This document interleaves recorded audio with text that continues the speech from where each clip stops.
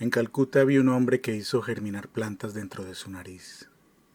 Un día, nadie sabe la razón de sus actos, ese hombre tan bizarro se tendió boca arriba. Al parecer se ignora quiénes lo secundaron, pero alguien puso tierra en sus fosas nasales y en medio de la tierra semillas de mostaza. 4 días más tarde las plantas germinaron.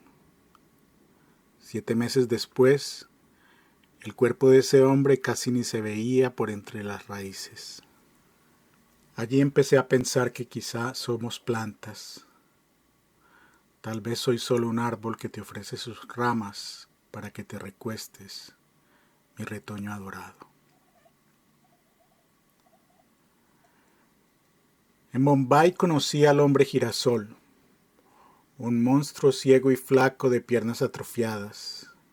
Buscando claridad, una cierta mañana, ese hombre silencioso alzó la vista al sol. Al principio lloraba. Sus ojos le dolían. Algunos aseguran que era posible oír cómo se achicharraban.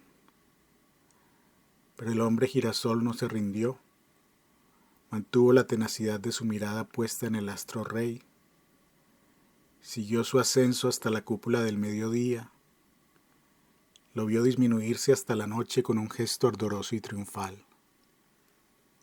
Muchos pensaron que allí acababa todo, pero al día siguiente apareció de nuevo. Se sentó en el mismo sitio y esperó la salida del sol. Al final de ese día estaba ciego. Los curiosos lo vieron moverse titubeante como un pollo recién salido del cascarón. Supieron que tendrían que ayudarlo a levantarse, que tendrían que cargarlo hasta su casa.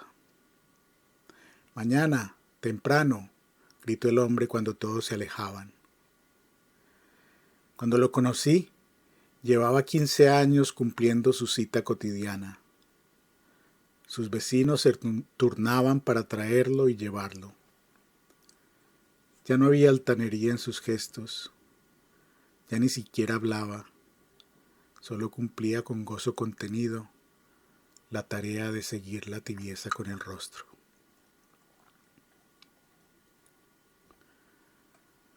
En París viví un tiempo perdido y olvidado. Durante unas semanas fui a la universidad, estuve en edificios deprimentes, leí libros e inscripciones de piedra, pero pronto me di cuenta de que empezaba a repetir viejas conductas que no conducían a nada. Mi lugar predilecto era el Jardin des Plantes. Pasé días enteros allí. Llegué también a dormir en recovecos ajenos a turistas y vigilantes. A veces me bastaba robarles pedazos de pan a las palomas para seguir viviendo y no tener que regresar a esa ciudad tan convencida de que los actos humanos importan de verdad. Cuando los primeros ancianos empezaban a llegar, yo salía de mi escondite y continuaba la minuciosa visita donde la había interrumpido. Vi mariposas de colores impensables, flores carnívoras y hambrientas que empleados del lugar alimentaban con moscas para edificación de los visitantes. Vi un camaleón mirándose a los ojos. Cuando lo recorrí todo, comprendí que tendría que salir, volver a la ciudad, que la excusa para no seguir buscando empezaba a agotarse. Tuve que inventarme otras tareas, pero siempre volví. Mientras estuve en París, regresé con frecuencia a lugares del jardín que empezaban a ser muy entrañables para mí. Fue en el Jardin des Plantes donde terminé de convencerme de que todos somos plantas. Cuando me pregunté por qué había tantos animales allí, cuando me convencí de que flores y crustáceos participan de una común rareza, llegué a la conclusión de que todos somos árboles, que solo es diferente la forma de las raíces.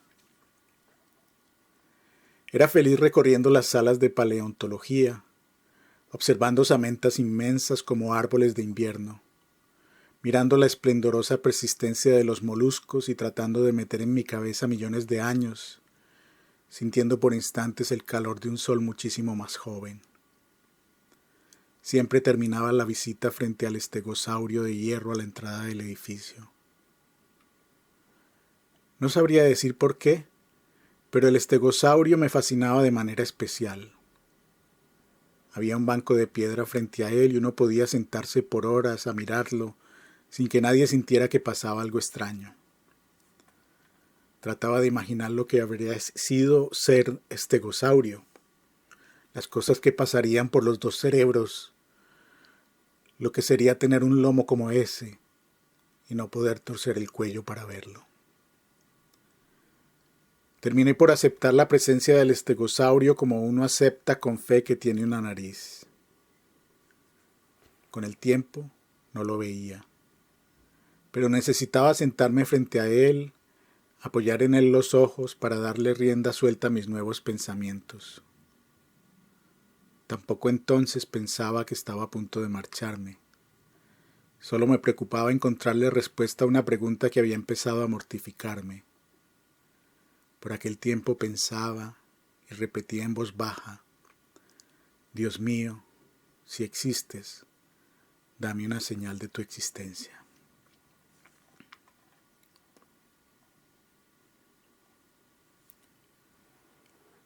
Aquí estoy, dijo Magali. Su voz me sobresaltó. No supe en qué momento había ocupado el espacio libre en el banco de piedra. ¡Qué bicho más raro! Es un estegosaurio, le dije. Tenía en el regazo una bolsa marrón de papel y extrajo un sándwich envuelto en plástico. No me refiero a ese. El color de sus ojos no era como el de nadie. Al mirarlos de cerca sentí frío, terror, desolación. Me preguntó si creía en las casualidades y le dije que no. «¿Qué casualidad?», dijo ella. «Tampoco yo». Volvió a meter el sándwich en la bolsa, se puso de pie y desapareció.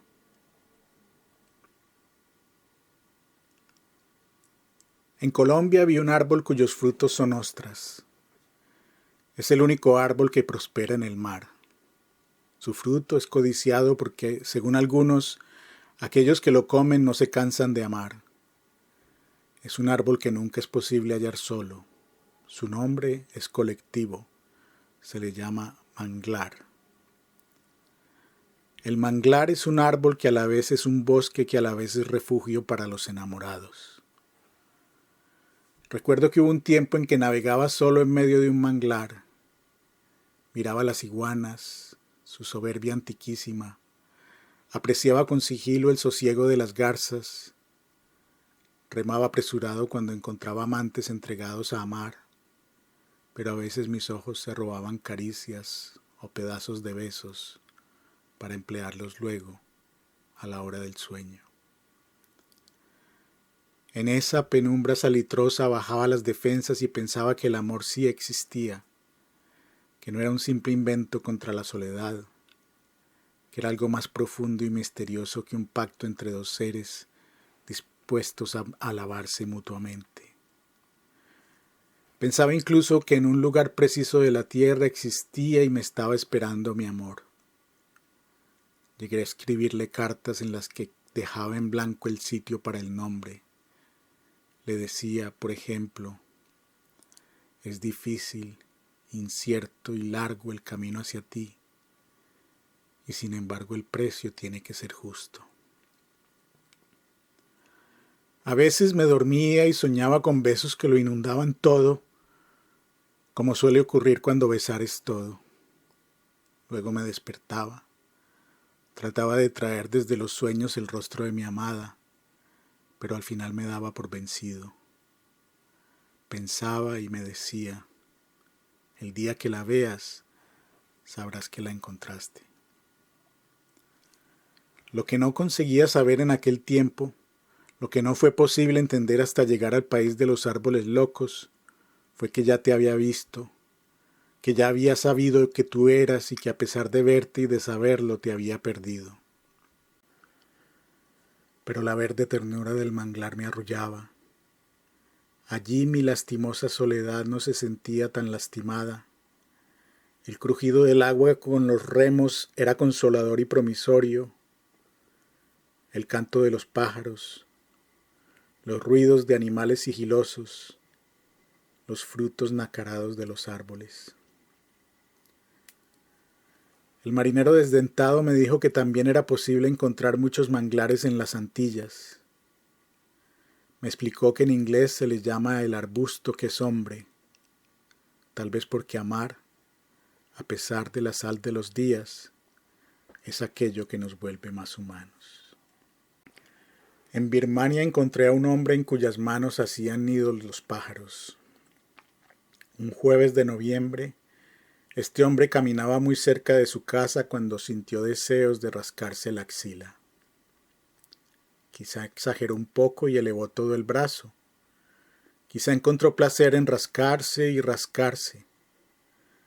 Lo cierto es que mantuvo su mano muy en alto el tiempo suficiente para que un arrendajo pensara que esa mano era el lugar preciso para armar una casa. El pájaro probó la consistencia de esa rama. Notó que vibraba, pero parecía firme y salió apresurado a buscar un hierbajo. El hombre no recuerda por qué mantuvo el brazo en alto. A veces piensa que no había terminado de rascarse, que rascarse era cada vez más delicioso y que ni siquiera notó las primeras visitas del arrendajo. Cuando quiere dar fe a esta versión de los hechos, concluye que al terminar de rascarse notó que el nido ya estaba avanzado y sintió que su deber era seguir así hasta que los críos nacieran y volaran.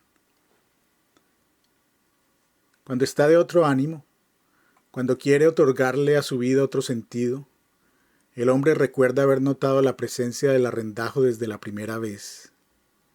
Ya ni siquiera tenía ganas de rascarse, pero mantuvo el brazo en alto porque supo, súbitamente, como si un relámpago lo hubiera iluminado, que su papel sobre la tierra consistía en acoger en sus manos los nidos de los pájaros. Cuando los nuevos pajaritos volaron y volaron, el hombre decidió que era hora de bajar el brazo, pero no pudo hacerlo. Todas sus coyunturas desde el hombro hasta las falanges parecían soldadas. Quizá hubiera podido restituirle el movimiento a su extremidad si antes no hubiera llegado un sinsonte que encontró en su mano alzada las propiedades ideales y hasta la materia prima para construir su nido.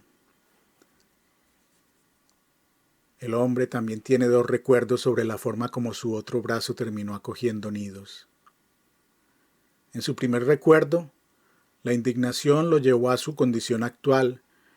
Cuando el sinsonte empezó a recomponer el nido del arrendajo, el hombre alzó el otro brazo al cielo en señal de protesta, o al menos de pregunta, con tan mala suerte que en ese momento pasó un azulejo y decidió que esa mano levantada era apropiada para construir un nido. Según su otro recuerdo, cuando vio lo que hacía el sinsonte, el hombre volvió a tener una revelación sobre su tarea y alzó el brazo libre hacia el cielo en espera de otro pájaro. Ahora este hombre nunca baja los brazos. Cuando lo visité me pidió que lo rascara un poco en la axila derecha, cosa que hice lo mejor que pude. Al final de nuestro encuentro, me sonrió y alzó sus cejas muy tupidas en señal de despedida.